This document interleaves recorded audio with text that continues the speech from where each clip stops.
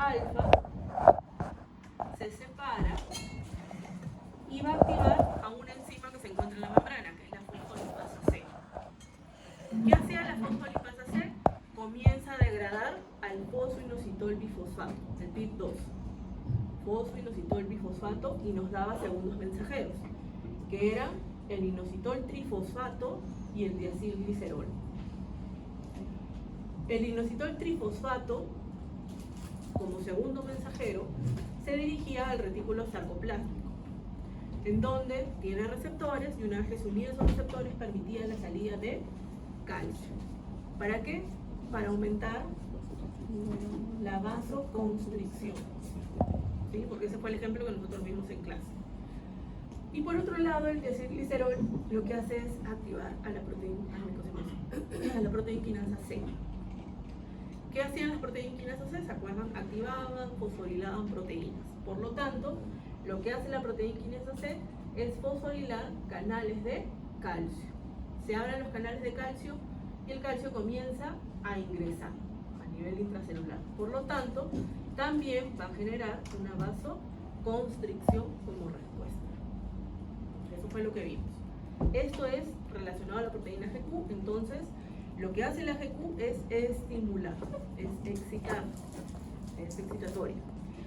Ahora, por otro lado, tenemos a lo que vendría a ser la GS.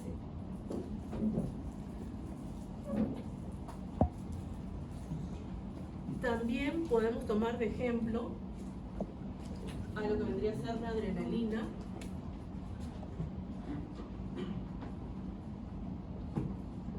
¿Se acuerdan que también vimos el efecto de la adrenalina sobre el corazón? ¿Cuáles eran los receptores para la adrenalina a nivel del corazón? Los beta, ¿cuáles?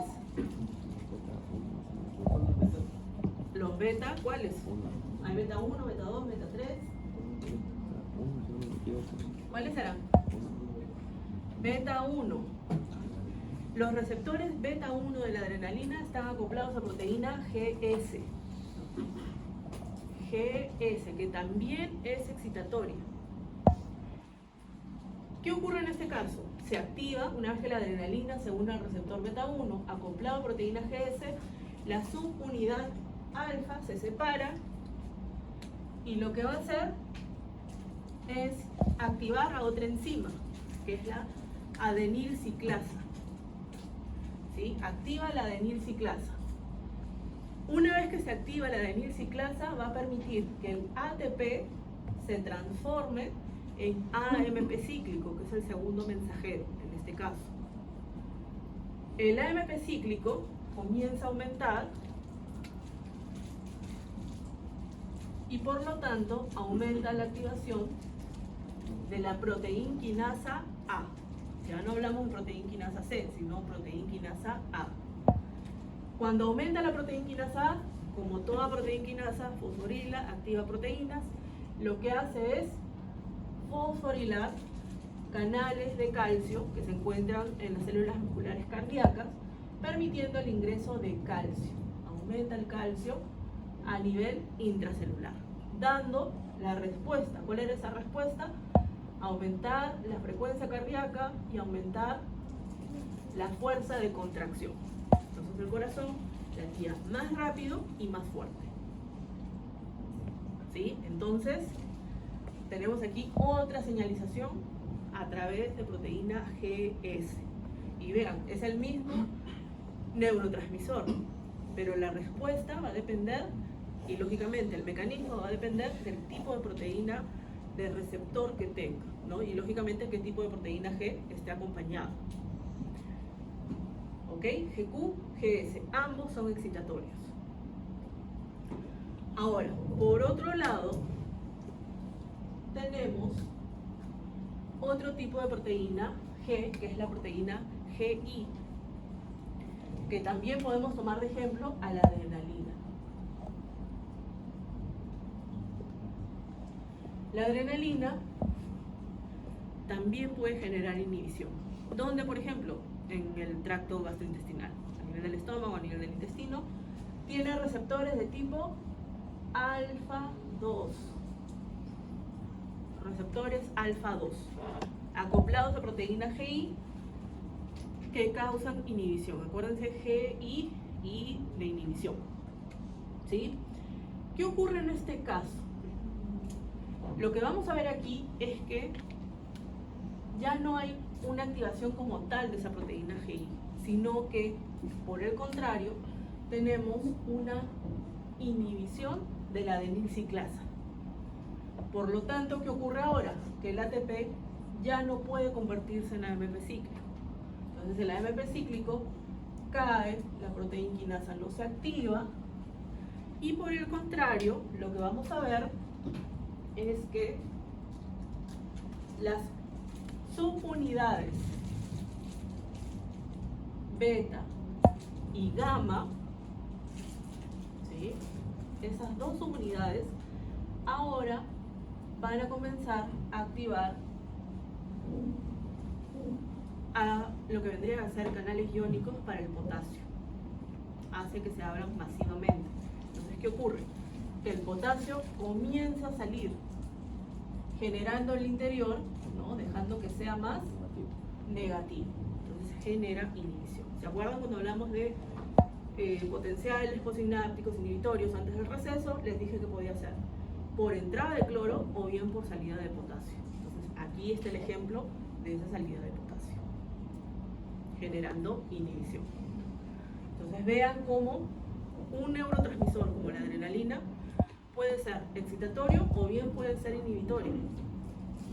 ¿De qué va a depender? De sus receptores, que están acoplados a diferentes tipos de proteínas G, GQ, GS y GI. Es importante que internalicen estos tres mecanismos porque los vamos a ver hasta el final, y como creo que les dije en la clase pasada, los van a seguir viendo en otros cursos y ya no se los van a enseñar porque esperan que ustedes ya lo sepan. ¿Sí? Entonces estos tres mecanismos se les va a pedir en los exámenes, se les va a pedir en las exposiciones, ¿no? Si se les pide que expliquen el mecanismo de la adrenalina sobre el corazón, normalmente lo que ocurre es que responden aquí, se quedaron aquí y me dan el efecto, o perdón, sobre el corazón, aquí entonces. Me colocan esta primera parte y el efecto, y se olvidaron de todo lo demás, que es lo que nos interesa, que es lo fisiológico. ¿Sí? Entonces tienen que entender estos mecanismos porque los vamos a ver hasta el final. ¿Sí? Entonces, y ahí ya les estoy dando un tip para que sea un poco más llevadero el curso, porque vamos a seguir con esto. Ahora, es importante de que lo entiendan, no solamente es aprendérselo de memoria, sino entender. ¿Sí? Porque incluso yo sé que en exposiciones, en la práctica, incluso yo sé que la profe les hace dibujar. Y en el examen se les puede pedir también que grafiquen y expliquen. Entonces, pues, vayan preparándose. Muy bien. ¿Queda claro entonces sobre los receptores metabotrópicos? ¿O hay alguna duda?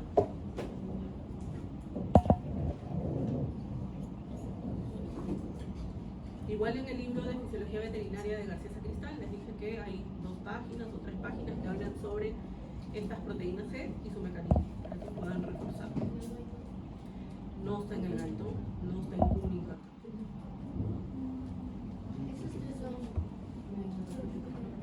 Metabotrópicos. Sí, solamente cuando se habla de canal iónico, ahí sí estamos hablando solamente de ionotrópicos. ¿Ya? Muy bien. Tienen aquí los mecanismos que hemos graficado, ¿no? Lo mismo. La GS acoplado a proteína GS, obviamente, con sus 3 subunidades. Lo que hacen aquí es activar la adenilciclasa para aumentar el AMP cíclico, como ya lo hemos visto. En el caso de la GI, se inhibe a la adenilciclasa, por lo tanto, disminuye el segundo mensajero, que es el AMP cíclico. Y en GQ se activa la fosfolipasa C. ¿Para qué? Para aumentar el inositol trifosfato y el diacilglicerol. Falta aquí en el gráfico, falta el diacilglicerol, pero ustedes ya lo saben, lo estamos viendo aquí, ¿sí?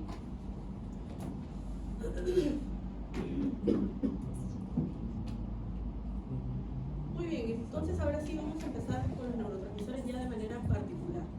Y vamos a empezar con la sinapsis colinérgica. Cuando se les pide en el examen explicar, o en una exposición, explicar sinapsis colinérgica, ustedes tienen que hablar de un neurotransmisor que se llama acetilcolina. ¿Sí? Normalmente a veces cuando se les pide explicar sinapsis colinérgica, nos explican sobre otros neurotransmisores. Y solamente aquí estamos hablando de acetilcolina. ¿Cómo se va a dar el ciclo de la acetilcolina? Ya con los pasos que ustedes saben que son 5, entonces primero tiene que haber lo que vendría a ser la síntesis. Se tiene que sintetizar la acetilcolina y se va a formar a partir de lo que vendría a ser la colina y la acetil-CoA que proviene del ciclo de Krebs, de las mitocondrias, que ustedes ya saben muy bien. Entonces, una vez que ya tenemos esa acetilcolina, ahora tiene que almacenarse en las vesículas. ¿Cómo ocurre eso? Ustedes ya saben, hay un intercambio entre la acetilcolina que ingresa en la vesícula y el hidrógeno que sale, ¿sí?, de dicha vesícula. Muy bien, vamos al tercer paso. ¿Cuál era? Potencial de acción para que pueda liberarse primero, ¿no? Potencial de acción que va a generar un cambio en la polaridad de la membrana, lo cual activa a los canales de calcio dependientes de voltaje. El calcio ingresa y junto con estas proteínas del grupo SNAP vamos a ver que se van a desplazar las vesículas hasta fusionarse con la membrana presináptica y se libera la acetilcolina por exocitosis. Entonces ya tenemos que se libera. Ahora, en este caso nos está mostrando que los receptores para la acetilcolina, en este ejemplo, son de tipo ionotrópicos, porque son canales iónicos. Porque ya les digo que la acetilcolina tiene receptores ionotrópicos y también metabotrópicos, tiene de los dos tipos, ¿sí? Entonces, en este caso, cuando se une la acetilcolina a su receptor, ahí estamos hablando de la acción, ¿no?, sobre el receptor, se abre el canal permitiendo el ingreso de sodio. Entonces hace que se vuelva una membrana electropositiva generando potencial de acción, ¿no?, como vemos aquí, para generar un efecto, como por ejemplo la contracción del músculo esquelético, ¿sí? Ahora, a continuación, ¿qué quedaba? El metabolismo y la recaptación, sea el caso, ¿no? No puede quedar acetilcolina aquí en la hendidura sináptica porque eso sobreestimularía los receptores, generando posiblemente una tetanización del músculo, es decir, que hay una sobrecontracción. El animal no va a poder ni moverse. ¿Ok? Eso lo van a ver en el ejercicio X con la profe, pero ya ustedes ya saben la teoría, ¿no? Entonces, para eso existe una enzima que es la acetilcolinesterasa.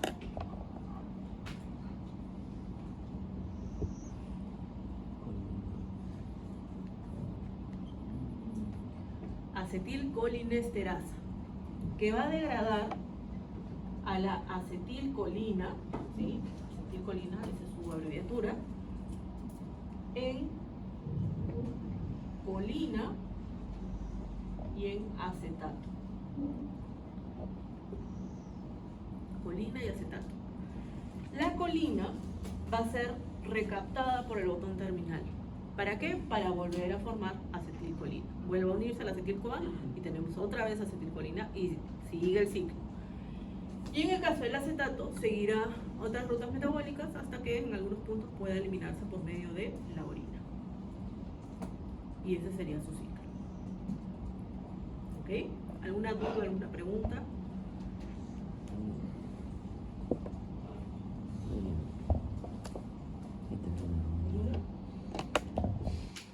Aquí nos muestra cómo se...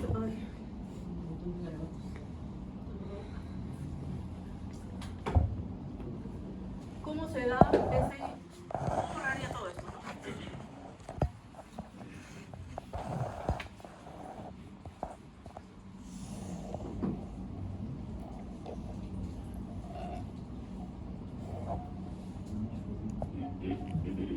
Vean cómo las vesículas están llenas de hidrógeno y para que pueda almacenarse ese segundo paso, una vez que ya está formada la acetilcolina, hay un intercambio.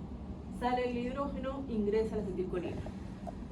Y ya sabemos que luego de eso tiene que haber liberación, ingreso, ¿no? Hay un influjo importante de calcio, junto con las proteínas del grupo SNAP, permite que se desplace para fusionarse, ¿no?, con la membrana, liberar por exocitosis a la acetilcolina. Y vean aquí a la clatrina. vía clatrina permite que vuelva a formarse la vesícula, ¿no? Se llena otra vez de hidrógeno y otra vez comienza el ciclo. Tenemos aquí los receptores para la acetilcolina. Tiene, como les dije, receptores ionotrópicos y metabotrópicos. Eso es lo macro, lo general. Pero nosotros aquí ya tenemos que saber los nombres en específico. En el caso de los ionotrópicos se denominan nicotínicos y los metabotrópicos se denominan muscarínicos. Nicotínicos y muscarínicos. En el caso de los muscarínicos tenemos M1, M2, M3, M4 y M5, ¿sí? Son 5 tipos de muscarínicos, que algunos son excitatorios y otros son inhibitorios. Ustedes se preguntarán ahora cómo sé cuál es el excitatorio, cuál es el inhibitorio, dónde va a causar inhibición, etcétera, etcétera. Entonces aquí les doy un pequeño tip, un dato.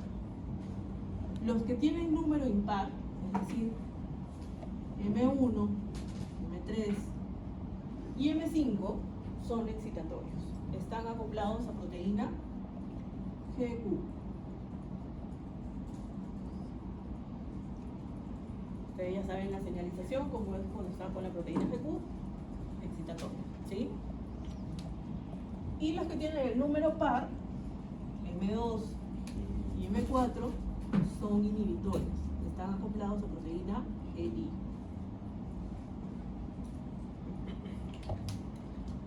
Por ejemplo, a nivel del corazón, la acetilcolina tiene receptores M2. Por esa señalización a nivel intracelular, lo que hace es de que disminuya la frecuencia cardíaca y por ende disminuye la presión. A diferencia del simpático con la adrenalina, que hacía que aumente, ¿no? Que ya lo hemos visto la semana pasada y lo hemos hablado aquí. Entonces, aquí los M2, por ejemplo, hacen de que disminuya la frecuencia cardíaca. ¿Ok? Ahora, en el caso de los nicotínicos, que son ionotrópicos, o los canales iónicos, se pueden dividir en N1 y N2. Los N1 se encuentran, por ejemplo, entre las fibras pre- y postganglionares del sistema nervioso autónomo.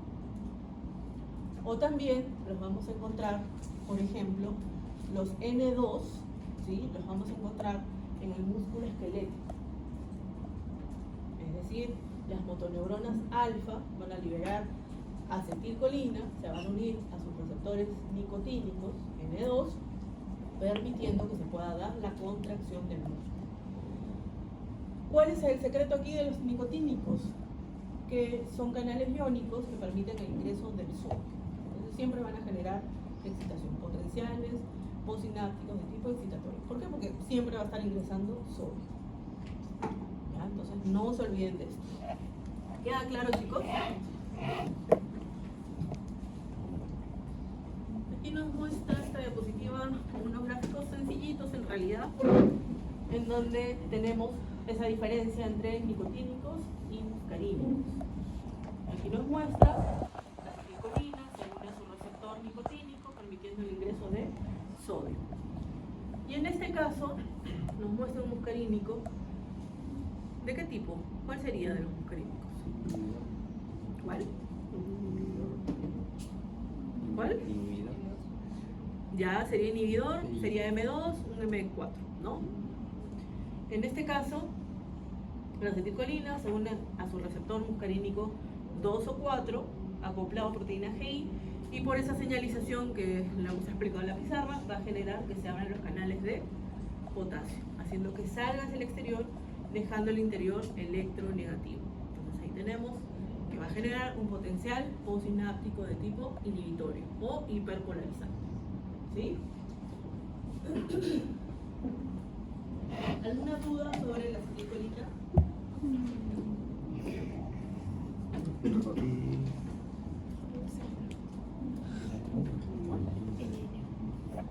Seguimos, sinapsis adrenérgica. Y sí vamos a hablar de la adrenalina, que ya ustedes ya pasar por el ciclo del neurotransmisor también. En este caso, sí conlleva un poquito más de pasos, ya no es tan sencillo como la acetilcolina.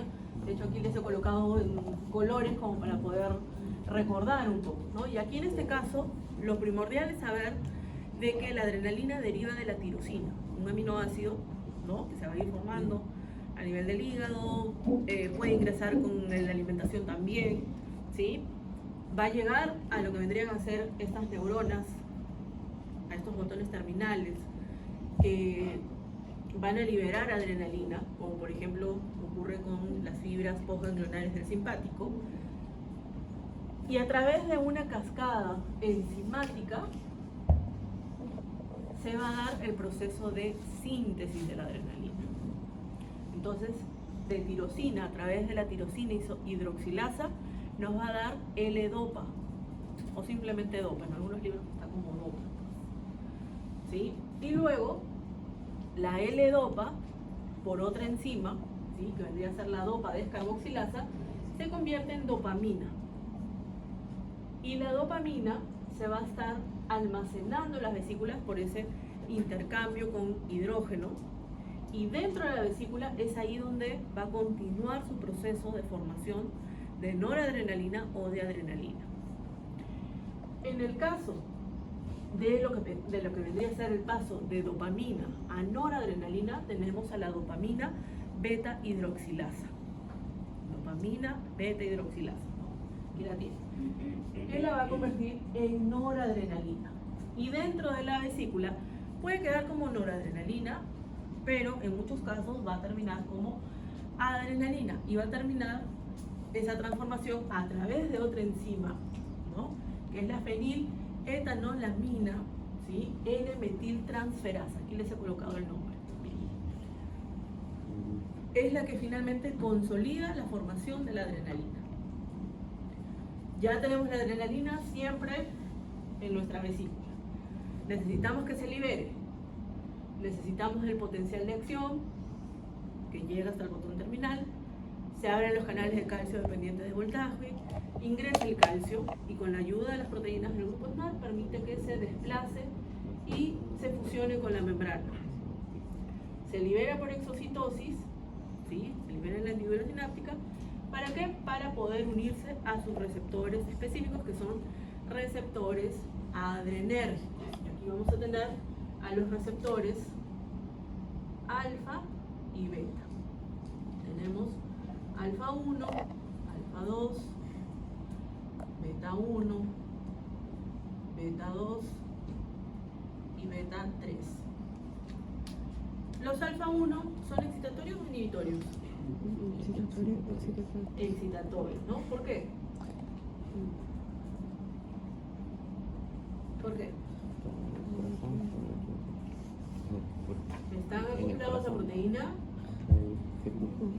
GQ. ¿Los alfa 2 son excitatorios o inhibitorios? Son inhibitorios, están acoplados a proteína GI. Y en el caso de los beta, ¿son excitatorios o son inhibitorios? Inhibitorios. ¿Qué hacían sobre el corazón? ¿Se excitaban o inhibían? Excitaba, creo. Aumentaba la frecuencia cardíaca. Aumentaba la frecuencia cardíaca, ¿se acuerdan? Y la fuerza de contracción. En este caso, están acoplados a proteína GS. ¿Sí? Todos los beta están acoplados a proteína GS. Pero aquí, a veces ustedes saben que en toda regla hay una excepción. Y la excepción está aquí en los beta 2. Muy bien, en los beta 2. En el sentido de que, si bien vemos que está acoplado a proteína GS, que va a tener esa señalización de la GS, al final va a generar que salga potasio, haciendo que el interior se vuelva negativo. ¿Cuál es el motivo? Ya la naturaleza, la genética, no sé. Está establecido de esa manera, ¿no? Por más que tenga todo este mecanismo excitatorio, va a generar que salga potasio. Por eso, por ejemplo, a ver, a nivel de las vías respiratorias, hay receptores beta 2 a nivel de los broncos y bronquiolos. Nosotros esperaríamos, como está acoplado a proteína GS, que genere broncoconstricción, pero en realidad va a generar broncodilatación por su mecanismo.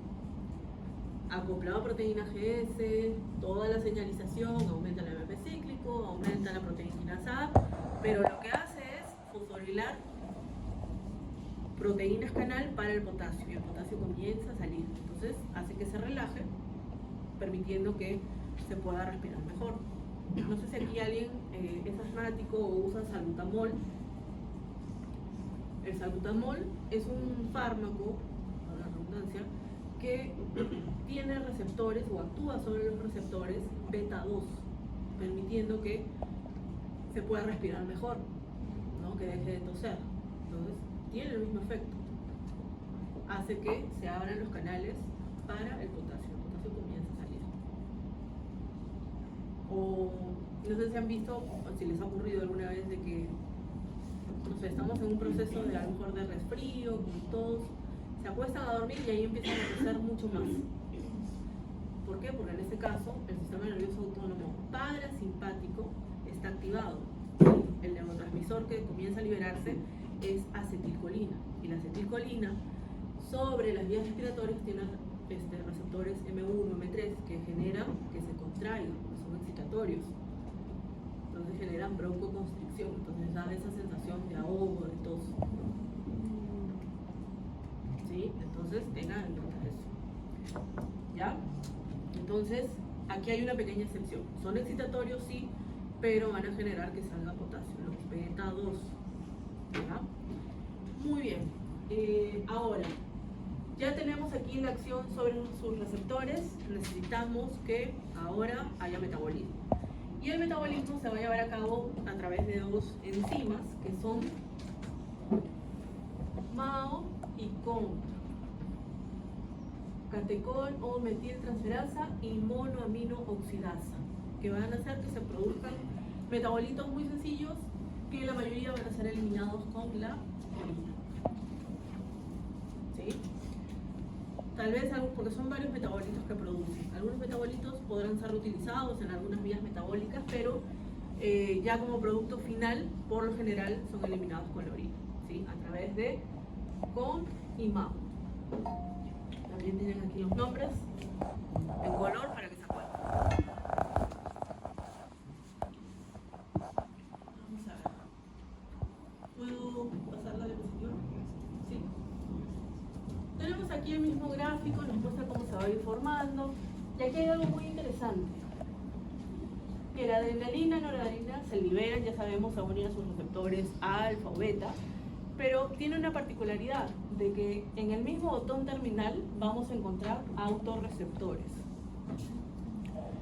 Alfa 2, beta 2. Sobre todo alfa 2. Los alfa 2 hemos visto que generan inhibición. Entonces lo que hace es regular la misma liberación de la adrenalina. Genera autorregulación y son autorreceptores. ¿Ya?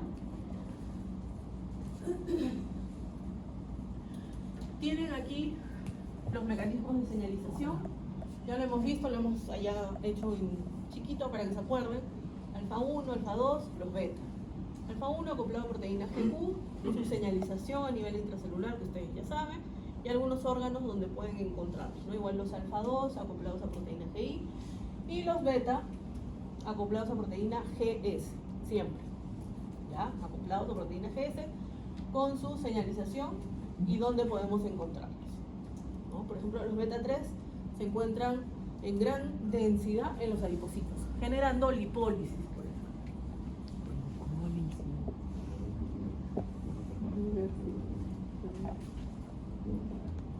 ¿Alguna duda sobre la adrenalina?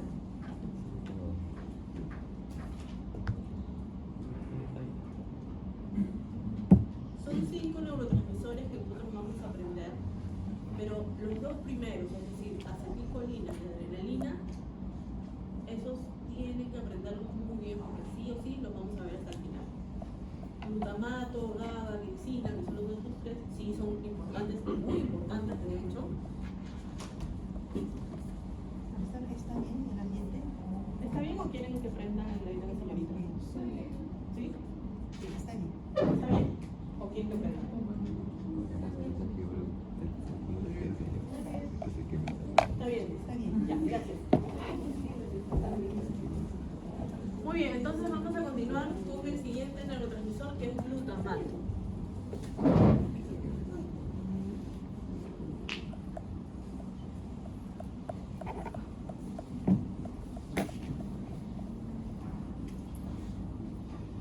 El glutamato es un neurotransmisor excitatorio. ¿Sí?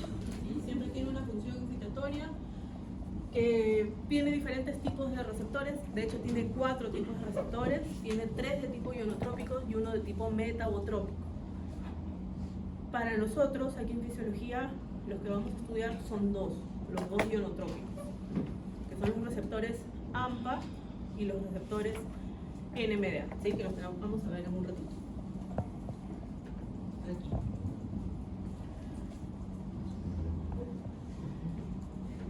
Miren lo que significa AMPA. Alfa, amino, 3 hidroxi, 5 metil, 4 isoxazol, propión. No se preocupen que pueden colocar nomás AMPA. ¿Sí? Y el receptor NMDA es N-metil de aspartato. Ese sí es un poco más sencillo, pero el AMPA sí es todo un trabalengua. ¿Sí?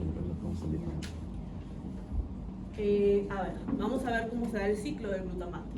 Que vuelvo a repetir, es un neurotransmisor de tipo excitatorio. El glutamato se va a formar a partir del alfa-cetoglutarato. Alfa-cetoglutarato, que ustedes saben que se forma en lo que vendría a ser el ciclo de Krebs. ¿Sí? Es el que le va a dar los 5 carbonos que tiene su esqueleto, su fórmula química.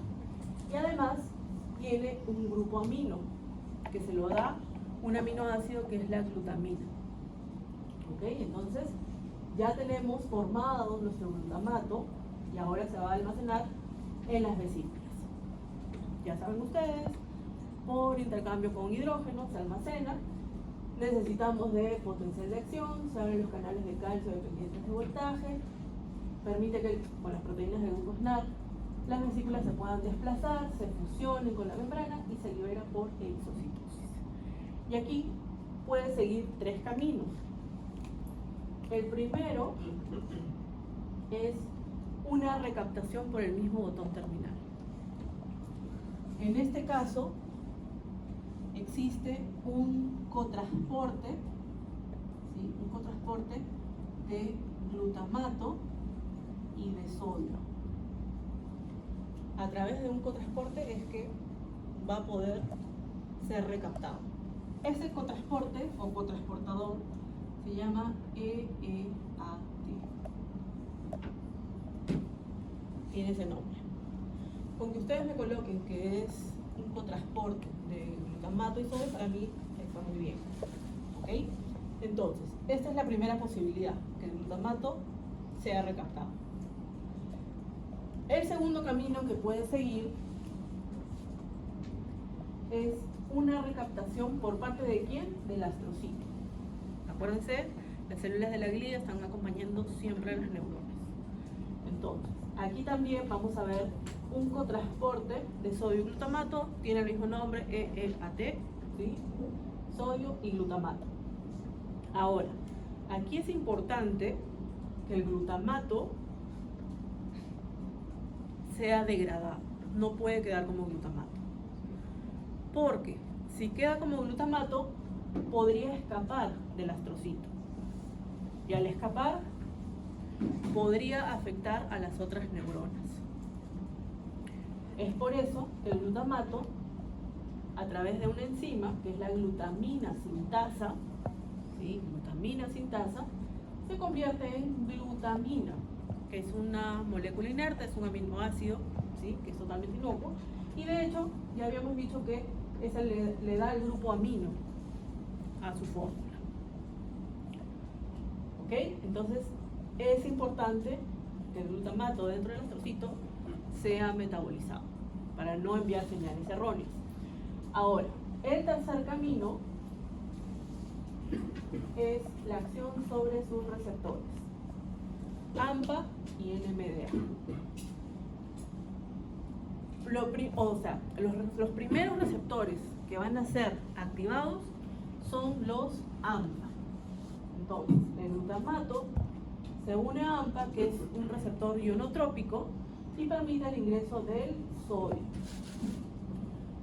Están entrando cargas positivas, entonces va a generar despolarización, ¿sí? Un potencial posináptico de tipo excitatorio que es importante que ocurra. ¿Por qué? porque eso va a permitir que puedan comenzar a actuar los receptores NMDA. Normalmente, fisiológicamente, los receptores NMDA están siendo bloqueados por magnesio. ¿Sí? El magnesio normalmente están bloqueando a estos receptores NMDA. Entonces, con esa entrada de sodio, esa despolarización, va a generar que el magnesio se desplace y deje de bloquear a los receptores NMDA. De esa manera, quedan libres, ¿para qué? Para que el glutamato, ¿sí?, pueda unirse a estos, también son receptores ionotrópicos, permitiendo el ingreso de calcio. Y aquí el calcio va a actuar como segundo mensajero y va a comenzar a unirse a proteinquinasas, como pueden ver aquí, proteinquinasa C, proteinquinasa A, incluso a calmodulina.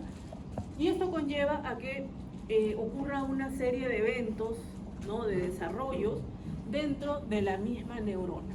Por ejemplo, uno de estos desarrollos es que haya mayor externalización de receptores AMPA. ¿Qué significa esto? Que la próxima vez que llegue el glutamato, ya no solamente se va a activar un receptor AMPA, sino pueden ser 2, pueden ser 3. ¿Sí? Entonces hay mayor exposición de estos receptores AMPA. Otro puede ser, por ejemplo, que haya un desarrollo, mayor crecimiento, mayor ramificación de las dendritas. Por lo tanto, va a haber mayor sitio de unión para posibles sinapsis con otras neuronas. ¿Ok? ¿Cuál es la importancia del glutamato? Vuelvo a decir, es excitatorio. Es muy importante en el sentido de que ahorita, por ejemplo, que ustedes me están escuchando, están atendiendo la clase, están anotando, el glutamato está siendo liberado. Está liberándose el glutamato. No en el momento que se sientan a estudiar fisio, ni qué decir, ¿no?, más glutamato. Pero sí hay un problema con el glutamato, que al ser excitador puede generar sobreexcitación. Es por eso que parte del glutamato que está siendo liberado tiene que sí o sí ser recaptado por el mismo botón terminal y por el astrocito, porque si no habría una sobreexcitación de las neuronas, haciendo que el calcio aumente en demasía, ¿no? Va a haber demasiado calcio. Y eso sí trae problemas. ¿Por qué? Porque eso puede llevar a una injuria celular. Es decir, para que se pueda entender, a un daño celular, a una lesión celular. ¿Por qué? Porque ese aumento de calcio,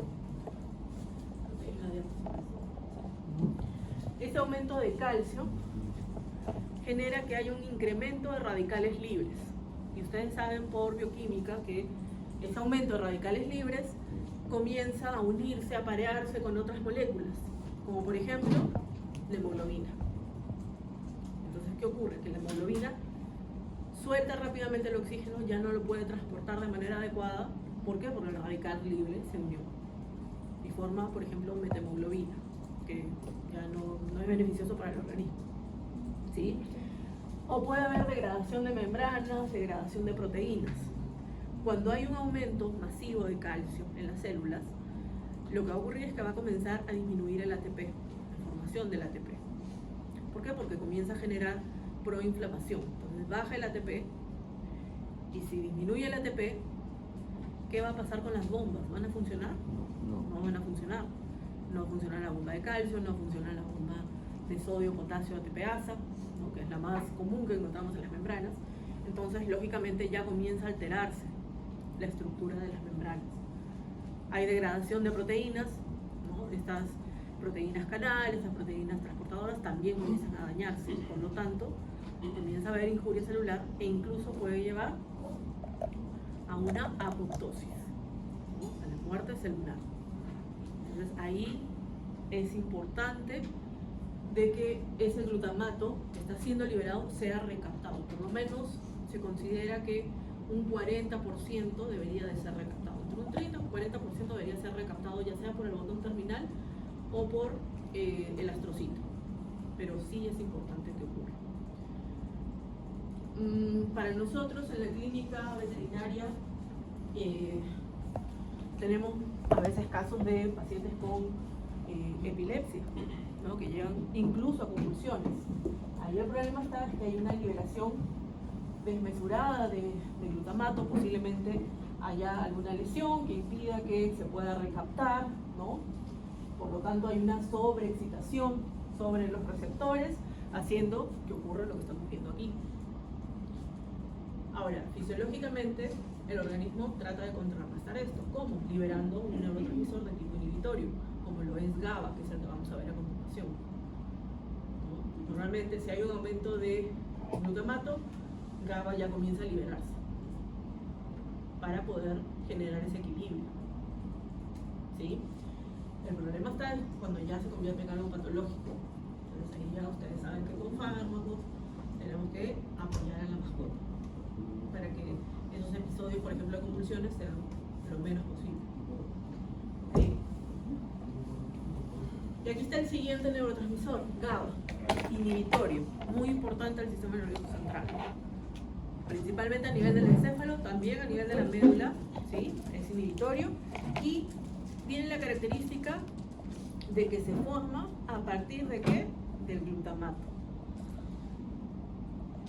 Es decir, que se necesita glutamato para que pueda haber formación de GABA.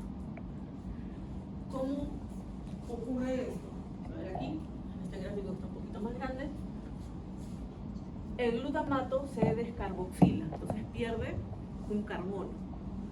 Cuando pierde ese carbono, se está descarboxilando, tenemos GABA, que es inhibitorio. GABA se almacena en las vesículas, ya sabemos, por ese intercambio con hidrógeno. Necesitamos el potencial de acción, cambio la polaridad de la membrana, se abren los canales de calcio dependientes de voltaje, ingresa calcio con las proteínas del grupo SNAR, permite que se desplace, se fusione y se libere GABA por exocitosis. Ahora aquí también puede seguir tres caminos. El primero, recaptación por parte del botón terminal, a través de un cotransporte con sodio también, ¿no? En este caso el transportador se denomina gato. Primer camino que puede tomar. El segundo camino, también en un astrocito, a través de un cotransporte, sodio y GABA, ¿verdad? Tenemos aquí, es captado por el astrocito. Y aquí lo que vamos a ver es que va a haber un proceso de reducción, de oxidación, va a formar parte otra vez del ciclo de Krebs, se forma succinato, otra vez alfa-cetoglutarato. Ustedes saben que el alfa-cetoglutarato es el que le da esa estructura de 5 carbonos. ¿A quién? Al glutamato. Vean cómo se forma el glutamato aquí dentro del astrocito. Pero ya sabemos que no puede quedar como glutamato, porque si no, podría escapar y enviar señales erróneas, como ya hemos visto. Entonces el glutamato pasa a glutamina a través de una enzima. ¿Cuál es esa enzima? Glutamina sintasa, correcto. ¿Sí? Entonces queda como una molécula inerte y no hay ningún problema. Y posteriormente ayudará a que se pueda formar otra vez glutamato. Ese es el segundo camino. El tercero es la unión sobre sus receptores. ¿Okay? Los receptores de GABA son GABA A y GABA B. En algunos libros, en algunos artículos, ustedes pueden encontrar que hay GABA C, pero en los últimos estudios se dieron cuenta que los GABA C eran los mismos que GABA A. Los GABA A son ionotrópicos y los GABA B son metabotrópicos. Ambos van a generar inhibición, solamente que por dos mecanismos diferentes. En el caso de los GABA A, son los más sencillos porque GABA se une a su receptor ionotrópico, GABA A, haciendo que se abra el canal de cloro. Entonces el cloro ingresa generando inhibición. Hace que se vuelva negativo, potencial posináptico inhibitorio. Ahora, en el caso de GABA B,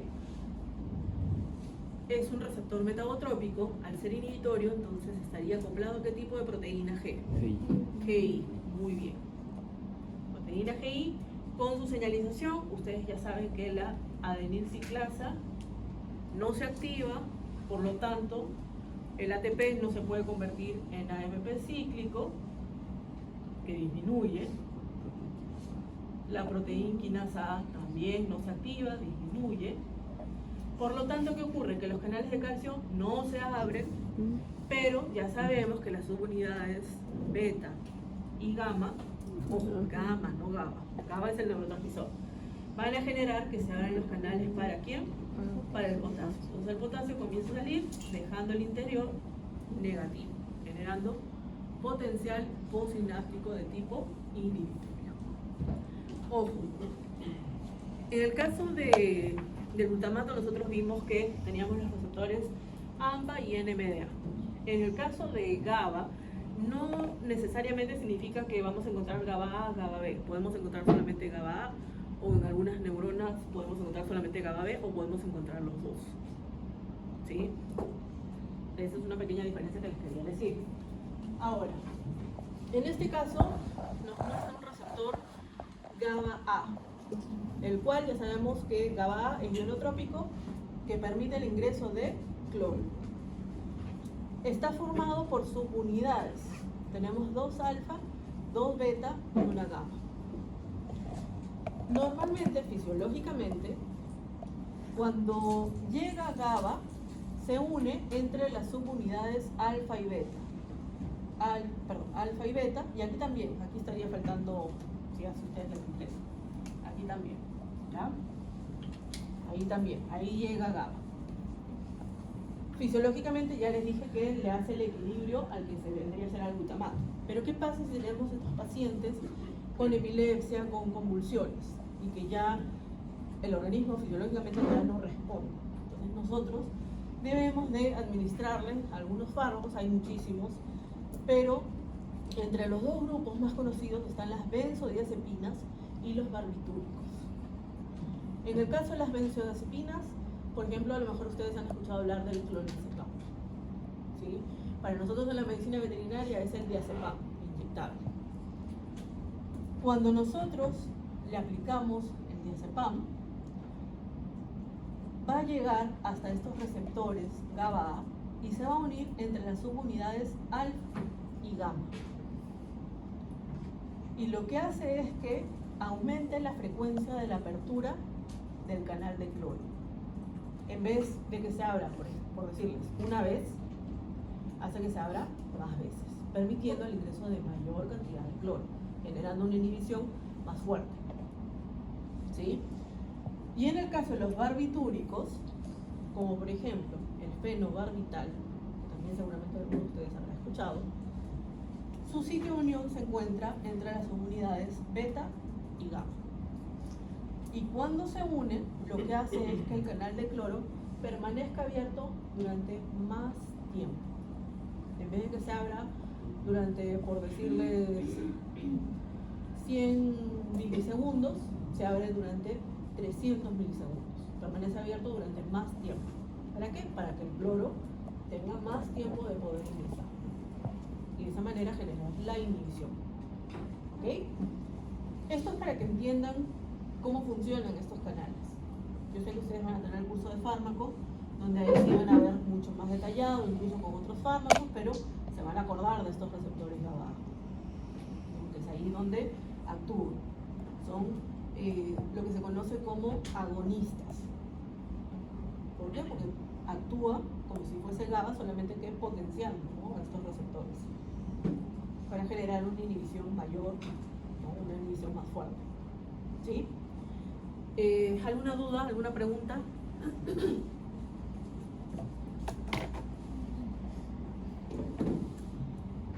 Vamos al último neurotransmisor, que es la glicina. En el caso... nos queda una hora. Todavía hay tiempo. Yo creo que sí terminamos. En el caso de la glicina, es otro neurotransmisor de tipo inhibitorio, que lo vamos a encontrar en el sistema nervioso central, a nivel del encéfalo, pero sobre todo a nivel de la médula, ¿sí? En este caso, se forma a partir de la fosfoserina por acción enzimática, como pueden ver aquí, ¿no? Se convierte en serina y de serina pasa a glicina. Aquí tienen los nombres de las enzimas. No voy a ser muy quisquillosa en preguntarme, no son nombres tan complicados. Entonces, Una vez que tenemos formada la glicina, se va a almacenar en sus vesículas. Ya sabemos, con intercambio con hidrógeno, necesitamos potencial de acción, entrada de calcio con las proteínas del grupo SNAP, se desplazan, se fusionan con la membrana y se liberan por exocitosis. Y en este caso, para buena suerte de ustedes, solamente tiene un tipo de receptor, que encima son ionotrópicos, es decir, son canales de cloro. Una vez que se une la glicina, el cloro ingresa, generando la inhibición. Este neurotransmisor es muy importante en el sentido de que regula, por ejemplo, a las motoneuronas alfa. ¿Qué hacían las motoneuronas alfa?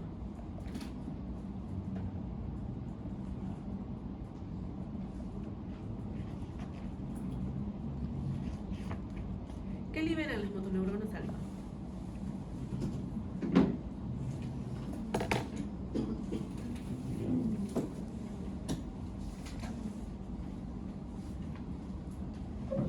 Liberaban acetilcolina.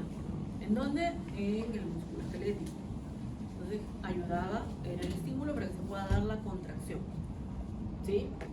Entonces, lo que hace esta glicina es regular a esas motoneuronas. ¿Cómo? Lo vemos aquí.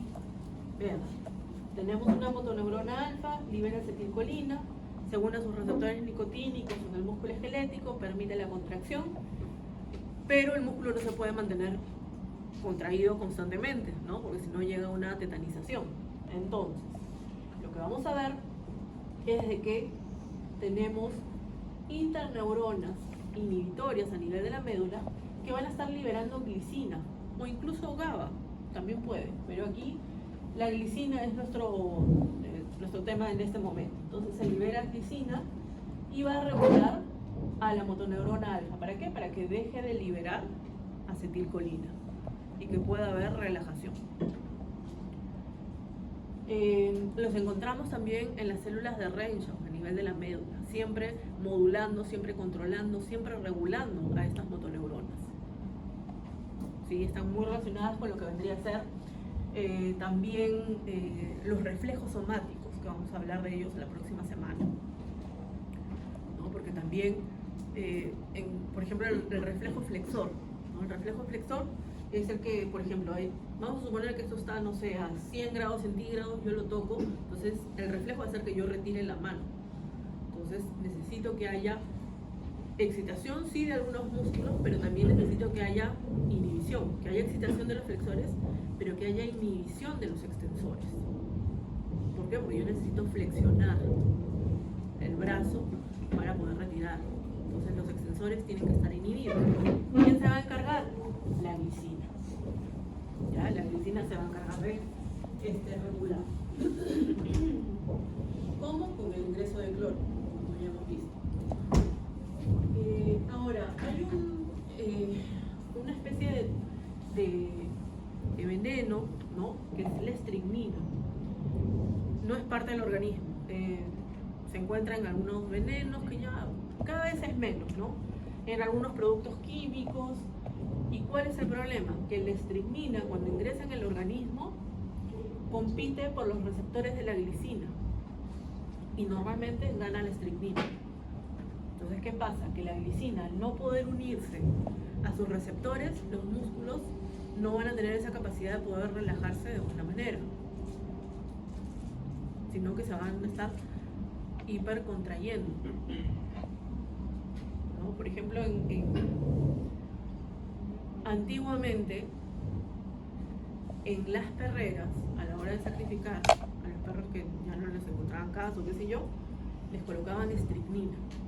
Y en realidad era una muerte dolorosa, ¿sí? Porque imagínense que los músculos dejan de funcionar poco a poco, ¿no? De manera paulatina, que si bien son minutos, pero son minutos. Es una desesperación que el animal no puede respirar, porque el diafragma deja de funcionar. ¿Por qué? Porque el diafragma es músculo esquelético. Entonces, esa era una sensación de ahogo que era una agonía de varios minutos. Afortunadamente ya no se hace, ¿sí? Pero era la forma como sacrificaban a los animales. Entonces recuerden que esta estricnina la podemos encontrar todavía en algunos productos en algunos venenos y compite por estos receptores. En algunos venenos para ratas, sí. En realidad hay muchos tipos de venenos para ratas. Algunos tienen warfarina, otros tienen órganos fosforados, otros tienen insulina, ¿no? Entonces, por eso que es importante conocer los neurotransmisores para poder entender qué está pasando en el paciente. Muy bien, vamos a continuar. ¿Quieren un receso de 5 minutos o continúo? Receso